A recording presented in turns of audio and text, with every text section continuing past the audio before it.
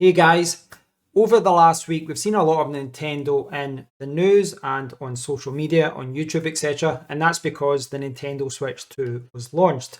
But yesterday we saw a big announcement from Microsoft and ASUS. And that's because they've partnered together. They're releasing a joint project. It's an official Xbox gaming handheld.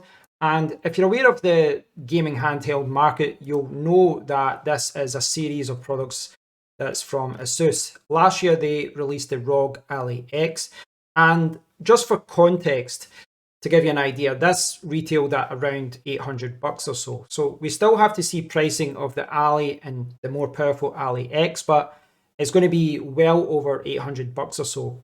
You know, the Ally X could be over 1,000. We don't know at this point, but they're going to be expensive gaming handhelds, and I suspect they're going to be at least twice the price as a Nintendo Switch 2. Now, if I hide myself for a second, you'll see behind me there, you've got the gaming handheld, and there's two variations of this, and you can see that one version is called the Ally X, 24 gigabytes of RAM, 1 terabyte of storage, and then there is a less powerful model. It's got a less powerful CPU, 16 gigabyte of RAM, 512 gigabytes of storage. Now, if you go down, you'll see the handheld, and they've not come out with lots of details just now as far as pricing, but if you look on YouTube, there's a lot of reviews about this already. There's a lot of previews about this, and I do encourage you to go onto YouTube, search for this, and look at what's out there already, because this thing looks impressive. It looks excellent, and it kind of acts like an Xbox. It really does. You've got the Xbox button there, and you can jump between games incredibly easily. And one of the good things about this is that they have not chosen to use Windows. Now, if you've been following the gaming handheld market over the last year or so, one of the things people noticed is that Windows is awful for gaming handhelds. I think it was Lenovo that released a Windows version of a gaming handheld that had like 1.5 to 2 hours of battery life. And then they released a version that had, I don't know, it was Linux or something, but it wasn't Windows, and the battery life was better, the frame rates was better. It was just a more efficient gaming handheld. And it looks like that's what they've went for here. They've went for something that's lightweight, and I think it only uses 2 gigabytes of memory to actually run the operating system.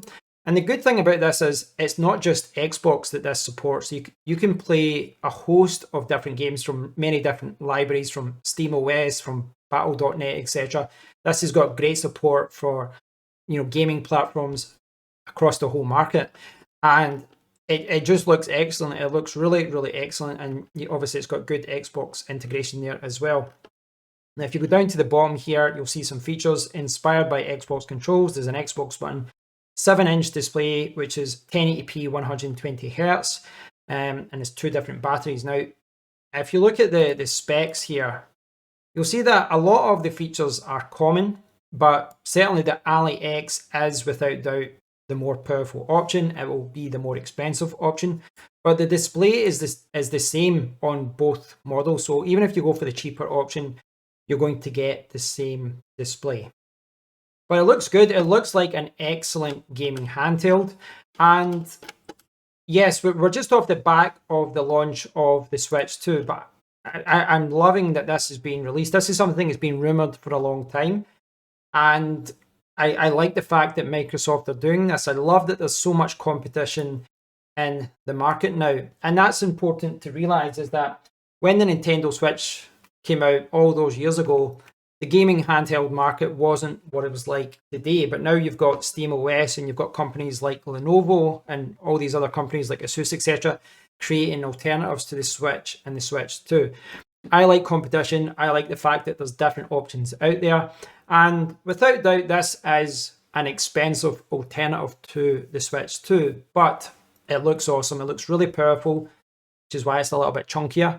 And yes, it's twice the price, but I guess if you factor in how expensive Nintendo titles seem to be, the Nintendo Switch games, the original Switch, even games for that are still expensive. So if you factor in the cost of gaming, actual playing games over many years, maybe you can justify paying more to get a ROG Xbox Ally X.